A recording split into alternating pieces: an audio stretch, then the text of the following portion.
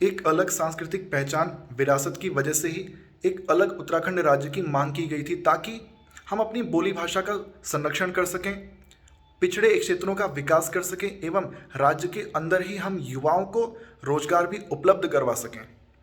आंदोलनों के परिणाम स्वरूप हमें एक अलग उत्तराखंड राज्य भी मिला, लेकिन दुर्भाग्य है उत्तराखंड के लोगों का कि अलग राज्य मिलने के बाद जितनी सरकारें आईं, जितने नेता हमारे यहाँ से पनपे, सब एक से बढ़कर एक घटिया, निकम्मे और चिंदी चोर निकले। जितनी सरकारें बनी है ना, उनके बीच में प्रतिस्पर्धा रही कि कौन ज़्यादा घटिया काम करेगा। बीजेपी ने कहा नहीं मैं ज़्यादा घटिया काम करूँगा, कांग्रेस ने बोला नहीं नहीं मैं ज़्यादा निकम्मापना दिखाऊंगा।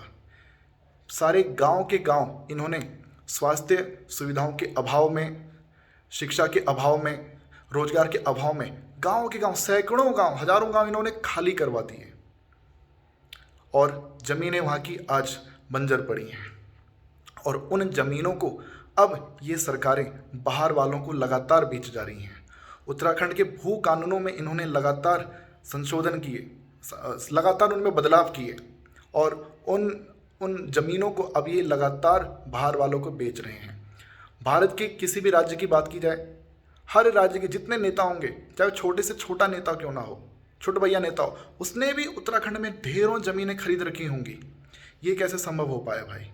ये देन है हमारे निकम्मे नेताओं की। आप बात कीजिए बगल के राज्य हिमाचल की, नेता वहाँ पर भी हैं, सरकारें भी वहाँ पर बीजेपी कांग्रेस की रही हैं। अब देखो निकम्मे तो नेता सभी होते ही हैं, लेकिन कम से कम वहाँ के जो नेता हैं उनमें इतनी रीढ़, इतना दम तो उनमें था कि उन्होंने अपने लोगों के साथ गद्दारी नहीं करी, अपनी संस्कृति के साथ, अपनी विरासत के साथ उन्होंने गद्दारी नहीं करी, अपनी ज़मीन के साथ उन्होंने गद्दारी नहीं की। उन्होंने अपने यहाँ पर ऐसा सख्त भू कानून लागू किया कि बाहर का व्यक्ति वहाँ पर ज़मीन नहीं ले सकता। तो इतना तो वहाँ के नेताओं ने किया। यही चीज़ हमारे उत्तराखंड के नेता क्यों नहीं कर सकते हैं? ये हमारे यहाँ क्यों नहीं कर सकते हैं? यही मांग आप लोगों के सामने मैं भी रख रहा हूँ और आपसे मेरी रिक्वेस्ट है कि आप जितने भी लोगों तक, मैक्सिमम उत्तराखंड के नेताओं तक इस बात को पहुँचाओ कि भैया जनता क्या चाह रही है।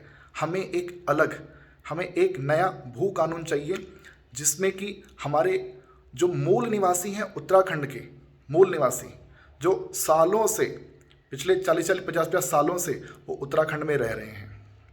ये नहीं कि जो पिछले 5-10 साल पहले उत्तराखंड में आए, वहाँ पे बस कर वो वहीं पे ज़मीनें लेके बैठ गए हैं। जो मूल निवासी है, उस मूल निवासी का हक है उत्तराखंड की ज़मीन पर। उनको यहाँ का मालिकाना हक मिलना चाहिए, किसी बाहर वाले व्यक्ति को नहीं। हमारी संस्कृति में जो मिलावट है वो नहीं होनी चाहिए। ये मांग आप सरकार के सामने रखिए। अभी जो वर्तमान की जो उत्तराखंड सरकार है, भाजपा सरकार, पिछले 4 सालों में इन्होंने कोई काम किया नहीं है।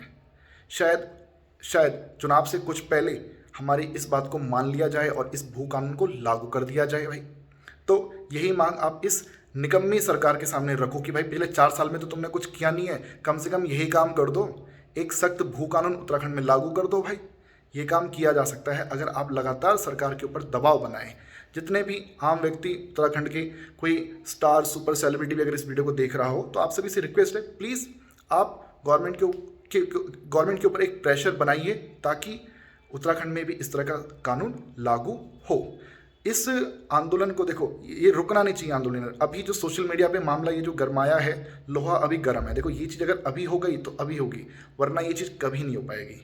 क्योंकि जो मजबूती, जो पकड़ इस आंदोलन ने अभी पकड़ी है, वो भविष्य में ये चीज़ कभी नहीं हो पाएगी। तो प्लीज़ आप सभी से रिक्वेस्ट है, लगातार इस मामले पर लिखिए, बोलिए और सरकार के जितने नुमाइंदे हैं, चाहे पेड हैं या कैसे भी हैं, पकड़ो इनको, अटैक करो और बोलो कि भैया, बोले गवर्नमेंट के पास, सीएम तीरथ सिंह रावत जी के पास पहुंचाइए मैसेज कि भाई हमें उत्तराखंड में एक अलग भू कानून चाहिए, एक सख्त भू कानून चाहिए। ठीक है, तो चलिए ध्यान रखिए अपना। जय हिंद, जय भारत, जय उत्तराखंड।